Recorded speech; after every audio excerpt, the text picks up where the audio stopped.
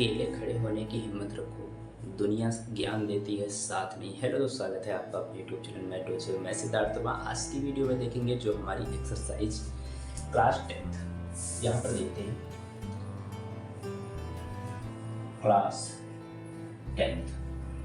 10th की जो exercise हमारी चल रही थी 3.3, ठीक है। सही, नई बुक की जो है एक्सरसाइज जो है वो कौन सी है, 3.2 है। इसके बारे में देखते हैं, ठीक है। और इसके बारे में हमने कई सवाल देख भी लिया था। उसी के बढ़ते क्रम में जो देखिए हमने सवाल जो थे वो हमने 6 देख लिए थे, ठीक है। क्वेश्चन संख्या हमने 6 देख ली थी और आज हम देखेंगे क्वेश्चन संख्या 7। सीखिए क्या था, क्वेश्चन जो पहला था उसी का नंबर 7 है, ठीक है। सवाल को देखते हैं, वीडियो को लंबा ना करते हुए वीडियो को देखिए। क्या होता है, जब पूरा हम वीडियो देखते हैं तो हमको कोई भी दिक्कत नहीं होगा, हम एक एक डाउट को क्लियर करते हुए चलेंगे। वीडियो को कोई स्क्रीन पर दिख रहा होगा, क्या कहता है कि किराए पर पुस्तकें देने वाले किसी पुस्तकालय का प्रथम 3 दिनों का नियत किराया तथा उसके बाद प्रत्येक अतिरिक्त दिन का अलग किराया है। क्या होता है, जब कोई पुस्तकालय होता है जिसको हम लाइब्रेरी बोलते हैं, ठीक, तो वो क्या होता है एक नियत दिन के लिए होती है कि हाँ ये बुक, अगर कोई छात्र एक बुक को ले जाता है तो अपने पास कितने दिन तक रख सकता है, ये नियम होता है। अगर उसके अतिरिक्त अगर किसी बालक के पास, जैसे लाइब्रेरी का नियम क्या है, अगर आप किसी बुक को 3 दिन रख सकते हो तो उसके बाद अगर चौथा दिन होगा तो उसके लिए वो क्या करती है, फाइन लगाती, अतिरिक्त किराया लगाती है, ठीक है। तो वही क्वेश्चन कहता है। फिर देखिए क्वेश्चन क्या कहता है, सरिता ने 7 दिनों तक एक पुस्तक को रखा तो उसको 27 रुपये देने पड़े। मतलब एक सरिता नाम की लड़की थी, उसने एक किताब को 7 दिन रखे तब उसको 27 रुपये देने पड़े। जबकि सुसी नाम की एक लड़की है, उसने 5 दिन रखा तो उसको 21 रुपये अदा करना हुआ। तो नियत किराया और अतिरिक्त दिन का किराया ज्ञात करना है। मतलब नियत किराया जो होगा वो क्या होगा और अतिरिक्त जो किराया है वो क्या होगा। वीडियो को लंबा ना करते हुए वीडियो को स्टार्ट करते हैं, ठीक। तो देखिए यहाँ पर हम क्या लिखेंगे, माना, क्या लिखेंगे, माना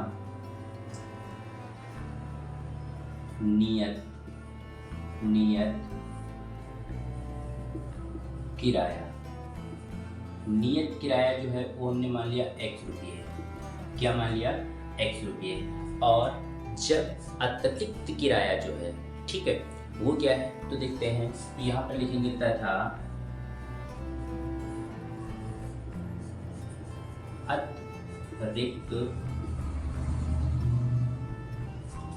अतिरिक्त किराया, ठीक है।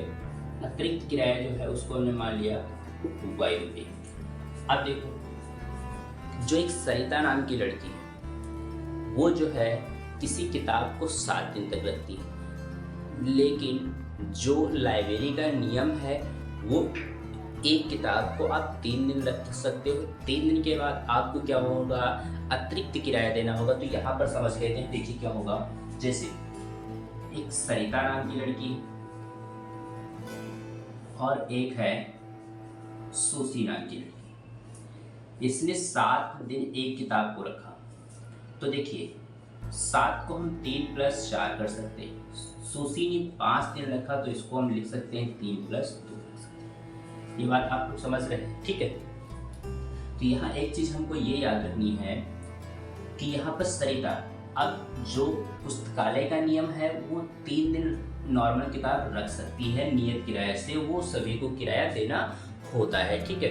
तो देखिए एक लड़की ने जो है वो 3 दिन निकाल दीजिए, तो अतिरिक्त कितने दिन रखा, 4, ठीक है। तो एक समीकरण हमारा बन जाएगा x प्लस ये नियत ही रहेगा, अतिरिक्त कितना है, 4, ठीक है।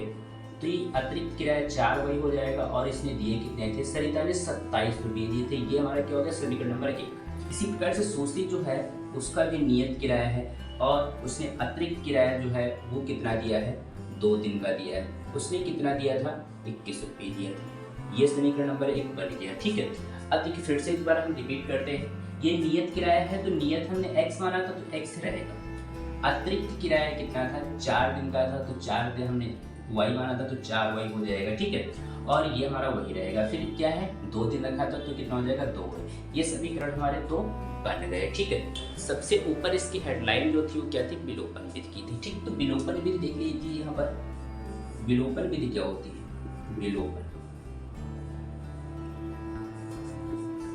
विलोपन विधि, ठीक है। विलोपन विधि जो है लिख लीजिए दोनों समीकरण को। विलोपन में क्या होता है, हमने पहले वीडियो में बहुत विस्तार से बताया था कि किसी भी डिजिट को, किसी भी एक वेरिएबल को क्या होता है, गायब करना होता है, ठीक। तो यहाँ पर गायब कैसे करेंगे, देखिए यहाँ पर दोनों एलिमेंट्स क्या है, बराबर है, तो यहाँ पर हम क्या लिखते हैं, घटाने पर, ठीक है। ये माइनस ये माइनस, फिर देखिए 4 से 2 जाएगा तो कितना बचेगा, 2 बराबर, ये कितना बचेगा 6, 2 एकम 2, 2 3 6। तो y का मान जो निकल के आया है वो कितना निकल के आया है, 3। हाँ दोस्तों, y का मतलब अतिरिक्त किराया जो है वो कितना होगा, 3 रुपये होगा, ठीक है।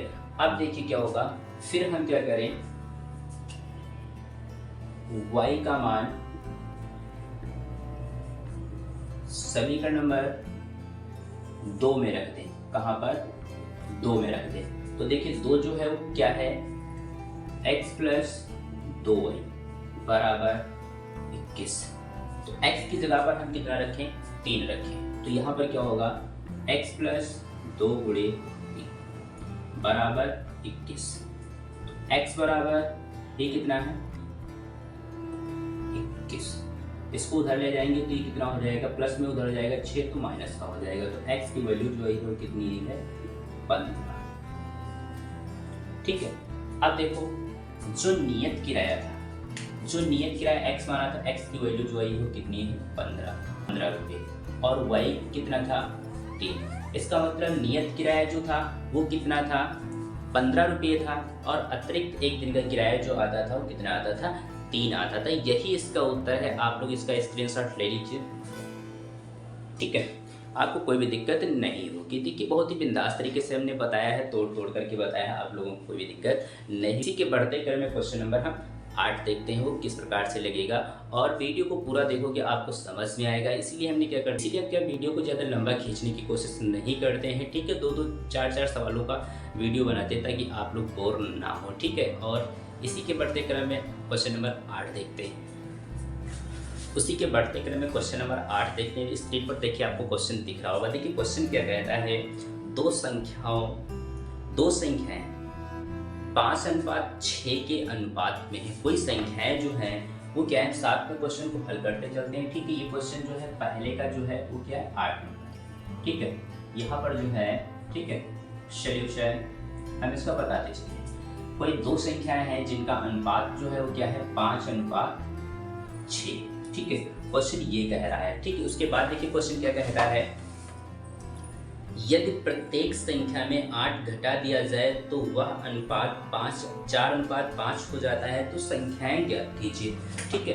बहुत बिंदास सवाल है। तो देखिए जब घटाने की बात कहता है, ठीक है, तो देखिए यहाँ पर क्या होगा, जो संख्या है, ठीक है, जो संख्याओं का अनुपात दिया है या संख्याएं जो दी है, ठीक है, तो इसको क्या होगा, हम वेरिएबल के साथ बनाएंगे, तभी तो संख्या पता कर पाएंगे क्या होगी। तो वेरिएबल, अब इसके साथ में हम चाहे x ले लें, y ले लें, A to Z कोई भी ABCD हम ले सकते हैं। इतनी बात आप लोगों को समझ में आ गई है। तो देखो वेरिएबल बनाने के लिए हम क्या करें, इसको हम क्या करें, y मान लें, ठीक है। तो ये जो है ये क्या है, अनुपात है। तो देखिए ये जो अनुपात है इसको हम इस प्रकार से भी लिख सकते हैं। अनुपात को हम क्या लिखते हैं, बटे के रूप में लिखते हैं, ठीक। फिर क्वेश्चन क्या कहता है कि 8 घटा दिया जाए। क्वेश्चन क्या कहता है, 8 घटा दिया जाए, ठीक। तो यहाँ पर हम क्या करें, दोनों में क्या करेंगे, हम 8 घटा देंगे, ठीक। ऊपर और नीचे घटा देंगे 8।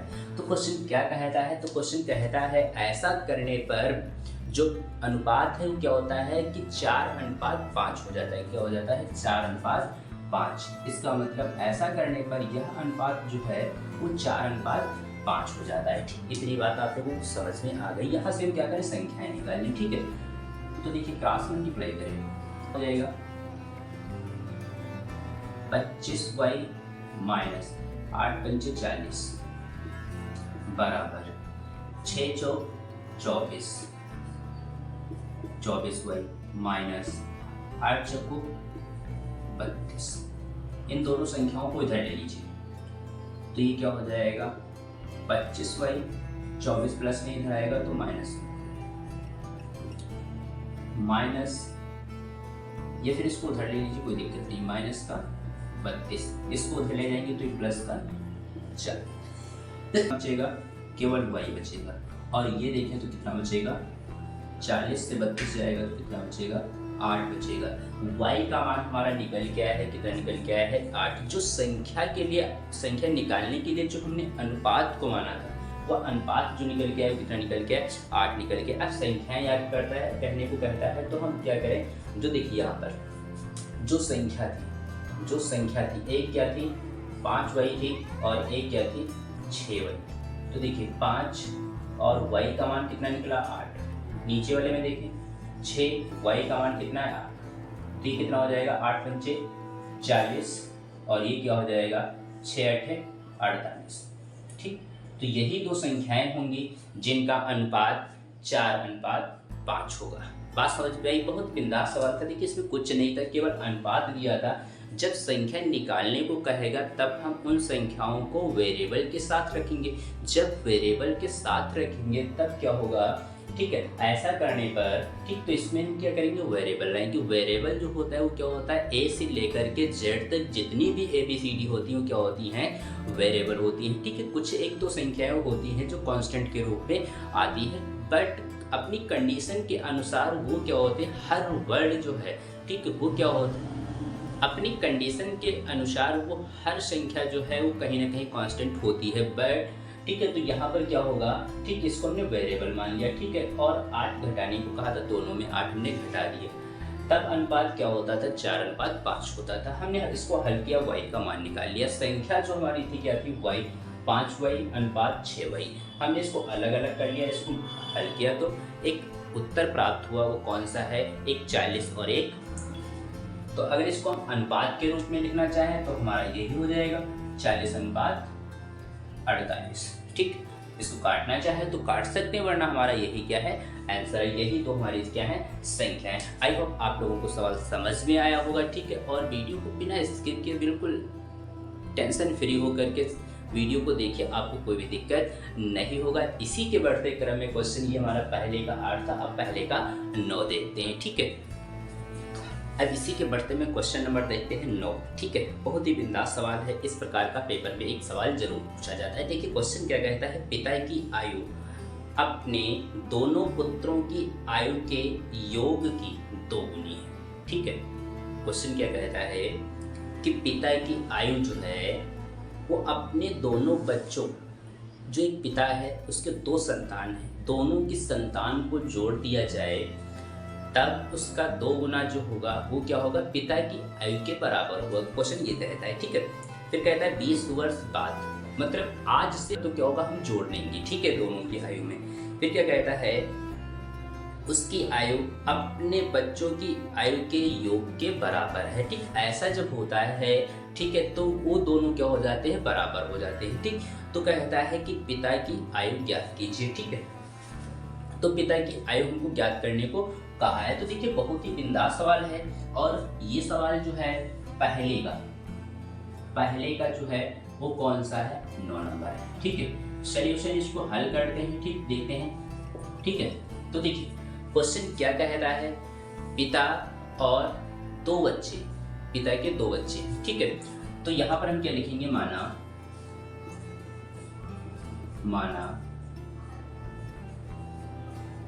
पिता की वर्तमान आयु,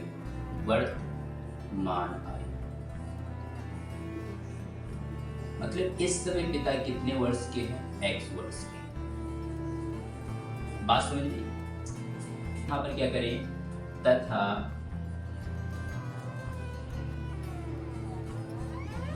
बच्चों की वर्तमान आयु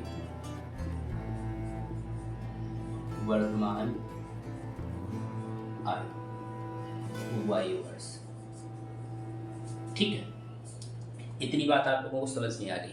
अब देखिए क्वेश्चन क्या कहता है कि पिता की आयु जो है वो क्या है, दोनों बच्चों को जोड़ दिया जाए। तो दोनों बच्चों जोड़ क्या दे, हमको पता है कि दोनों बच्चे क्या है, वाई है।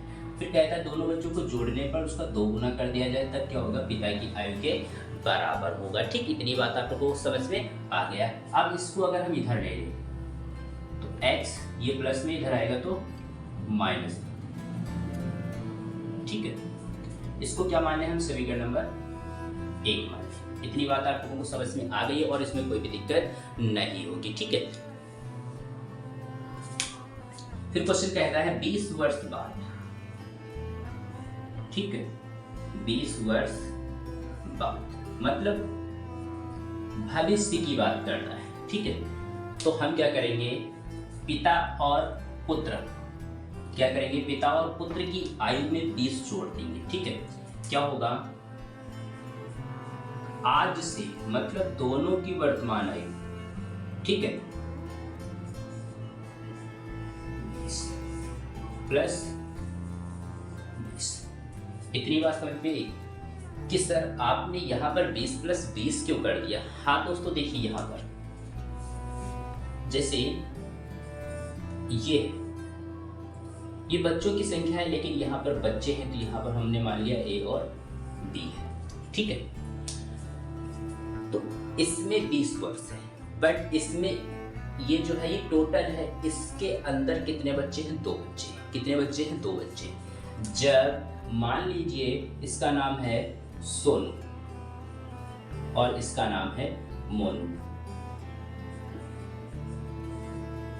जब ये 20 वर्ष बढ़ेगा तो ये भी तो 20 वर्ष बढ़ेगा कि एक बढ़ेगा, नहीं दोनों बढ़ेंगे। ठीक है, तो क्या होगा, इसीलिए हम क्या करेंगे, इसको 2 बार हम क्या करेंगे, 20 ऐड करेंगे। ठीक, ये बात आप लोगों को समझ में आ गई। फिर देखिए x वेरिएबल को इधर ले लीजिए तो प्लस में था, इधर आएगा तो माइनस में हो जाएगा। 20 और 20 कितना हो जाएगा, 40। इसको उधर ले जाएंगे तो ये क्या हो जाएगा, माइनस का। तो ये क्या हो जाएगा, x माइनस वाई बराबर कितना हो जाएगा, 20। इसको मान लिया हम समीकरण नंबर 2।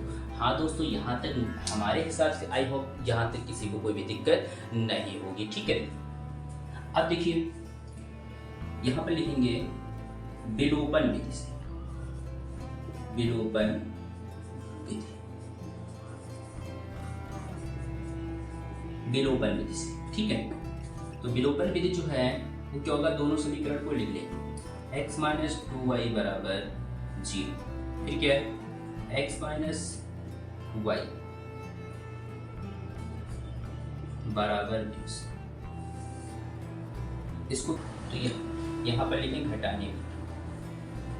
ठीक है, ये कट गया, ये प्लस का हो गया, ये माइनस का, तो माइनस का y, ये प्लस का हो गया, प्लस तो ये कितना बचेगा, माइनस का y, क्योंकि माइनस का 2 बढ़ा, माइनस का 20, माइनस माइनस कट गया तो y की वैल्यू जो आई वो कितनी आई है, 20। y की वैल्यू कितनी है, 20। हाँ दोस्तों, y की वैल्यू हमने निकाली, कितनी है, 20 आई। अब y की वैल्यू को हम समीकरण नंबर 1 में रख दें या समीकरण नंबर 2 में रख दें, चाहे जहां पर रखते, तो हम यहाँ पर क्या लिखेंगे, y का मान समीकरण नंबर 1 में।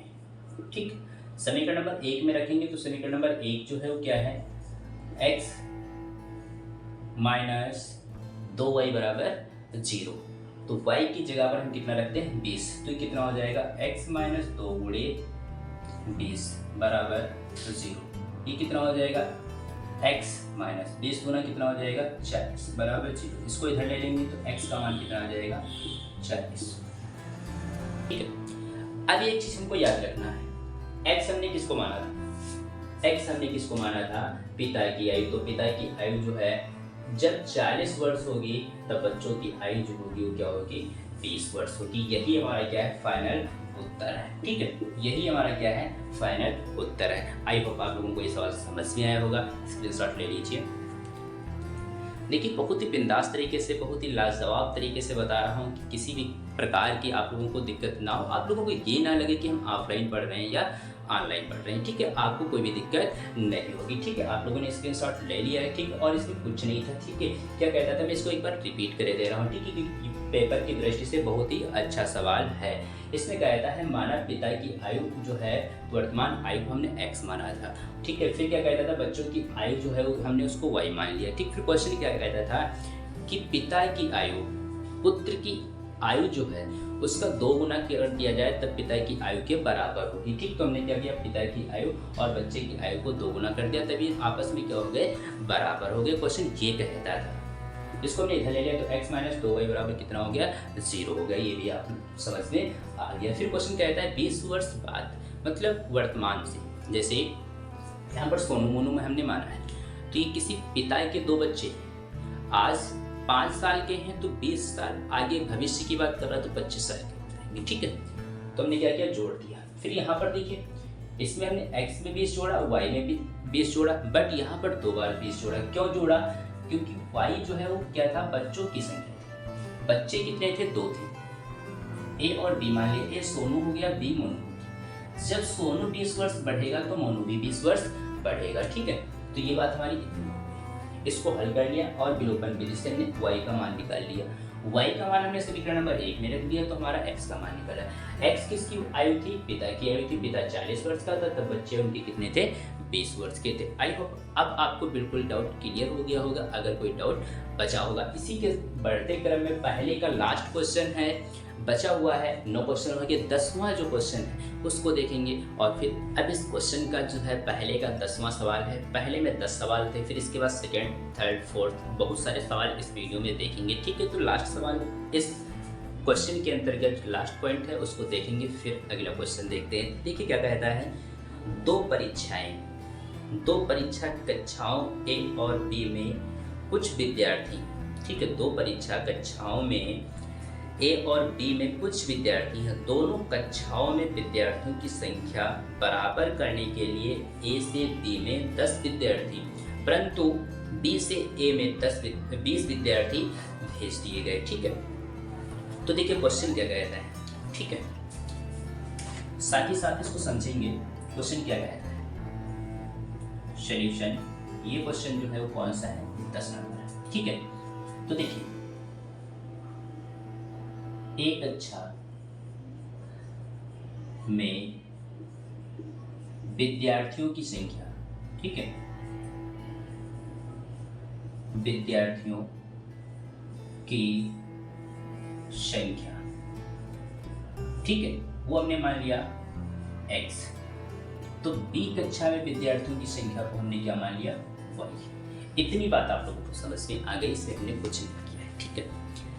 अब क्वेश्चन जो कहता है बहुत ही बिंदास तरीके से, बहुत ही सिंपल तरीके से समझेंगे, ठीक है। ये पेपर में कई बार सवाल पूछा भी गया है, ठीक है। तो देखिए यहाँ पर कहता है ए से बी में भेजेंगे, ठीक है।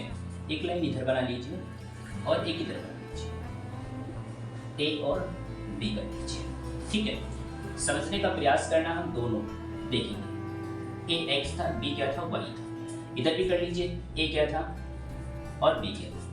क्वेश्चन क्या कहता है, मान लीजिए एग्जाम्पल से समझते हैं। कोई दो बालक हैं, एक बालक के 10 रुपये हैं और एक बालक के पास नहीं।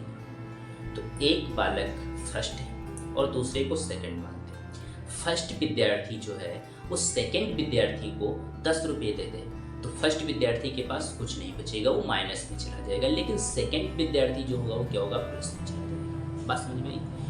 तो यही क्वेश्चन कह रहा है, जब ए से बी में बैठाने जाएंगे कितने, 10 विद्यार्थी, तो ये इसमें 10 कम पड़ जाएंगे और इसमें क्या हो जाएंगे, 10 जुड़ जाएंगे। इतनी बात आप लोगों को समझ में आ गई है, ठीक है। फिर क्वेश्चन कहता है बी से इसमें, क्वेश्चन क्या कहता है एक बार देख लीजिए। फिर कहता है बी से ए में, मतलब बी से ए में, इसमें क्या हो जाएगा, 20 विद्यार्थी प्लस हो जाएंगे और इसमें 20 विद्यार्थी क्या हो जाएंगे, माइनस हो जाएंगे। बस भाई साहब हमारा समीकरण बन गया, ठीक। कैसे बन गया देख लीजिए। इसको इसमें क्या करें, हल करेंगे तो क्या हो जाएगा, x माइनस 10 बराबर, ये हो गया। अब देखिए इसको जोड़ेंगे तो कितना हो जाएगा, y प्लस 10। एक समीकरण बना लीजिए, वेरिएबल को एक तरफ कर लीजिए तो x माइनस y हो जाएगा और इसको इधर ले जाएंगे तो ये 10 और 10 कितना हो जाएगा, 20 हो जाएगा। एक भाई साहब समीकरण हमारा ये हो गया। अब इसको हल कर लेते हैं। x प्लस 20, इसके गुणा करेंगे तो कितना हो जाएगा 2y, इसके गुणा करेंगे तो कितना हो जाएगा -40। इसको इधर ले लीजिए तो x माइनस 2 बराबर, इस 20 को इधर ले जाएंगे तो 20 और 40 कितना हो जाएगा -60। ये समीकरण नंबर 2 हो जाएगा। अब भाई साहब हम क्या करें, जब हमको दो समीकरण पता चले हम इसमें लगा दें कौन सी विधि, विलोपन विधि। ठीक है, कौन सी विधि लगा दें, विलोपन विधि। विलोपन विधि, ठीक। विलोपन विधि में क्या होता है, एक वेरिएबल को क्या होता है, गायब करना होता है। ठीक है, यहां पर लिख दीजिए घटाने, घटाने माइनस प्लस माइनस, घटाएंगे क्योंकि यहाँ पर x के गुणांक में जो है वो दोनों क्या है, सेम है, इसलिए हम क्या कर देंगे, घटा देंगे। ठीक है, क्योंकि एक प्लस का था, क्योंकि दोनों प्लस के थे। ठीक, कितना हो जाएगा, और ये माइनस और ये माइनस का हो जाएगा प्लस, और 20 और 60 कितना हो जाएगा 80। हाँ दोस्तों, y का मान कितना निकल के आया है 80। y का मान दोस्तों कितना निकल के आया है 80। ठीक है, y का मान यहाँ पर देखिए, y का मान समीकरण नंबर 1 में अगर रखें तो समीकरण नंबर 1 जो है वो क्या है, x minus 20, x minus y बराबर 20 था। इसकी जगह पर हम कितना रखते हैं 80, y की जगह पर बराबर 20। ये माइनस में था, इधर जाएगा तो प्लस में हो जाएगा, तो x बराबर कितना हो जाएगा 100। ठीक है, अब देखिए इससे हमको क्या प्रतीत हुआ, y जो है वो कितना है 80। y हमने किसको माना था, y किसको माना था b। इसका मतलब b वाले क्लास में जो है 80 छात्र थे और a वाले में कितने थे 100 छात्र थे। ठीक है, इसका मतलब दोनों क्लासों में कुल छात्रों की संख्या 180 थी। आप लोगों को आई होप समझ में आया होगा, आप लोग इसका स्क्रीनशॉट ले लीजिए। ठीक है, देखिए क्वेश्चन कुछ टफ नहीं था। ठीक है, मैंने इसका इतना विस्तार से तोड़ करके बताने का प्रयास किया है। एक बार फिर से इसको डिबेट कर लेते हैं। हमने मान लिया एक कक्षा में विद्यार्थियों की संख्या x है और b में क्या हुआ, a भी लिख लिया दोनों तरफ। ठीक है, a x माना था, b को हमने y माना था, इस हमने कर लिया। a से b में 10 विद्यार्थी भेजे जाते हैं तो इसमें क्या हो जाएगा 10 कम हो जाएंगे, इसमें 10 बढ़ जाएंगे। तो हमने क्या किया, x माइनस 10 हो गया और x प्लस, इसको हमने एक समीकरण बना दिया। ठीक है, इधर देखिए इसमें कहता है कि b से a में 20 विद्यार्थी भेजे जाते हैं तो ये x प्लस 20 हो जाएगा और y माइनस 20 हो जाएगा। फिर क्वेश्चन कहता है कि जब भेजे गए हैं तो x की संख्या a क्लास की संख्या b क्लास पे 2 गुनी हो गई, तो इसको 2 से गुणा कर दिया, हल किया, बना लिया, विलोपन विधि से हल किया। y का मान 80 निकल आया और यहाँ पर y का मान रखा तो x का मान 100 निकला। आई होप आप लोगों को अब तो बिल्कुल क्लियर हो गया होगा। ठीक है, ये पहला क्वेश्चन जो था, पहले क्वेश्चन के 10 सवाल थे, ये हमारे कंप्लीट हो गए हैं। ठीक है, अब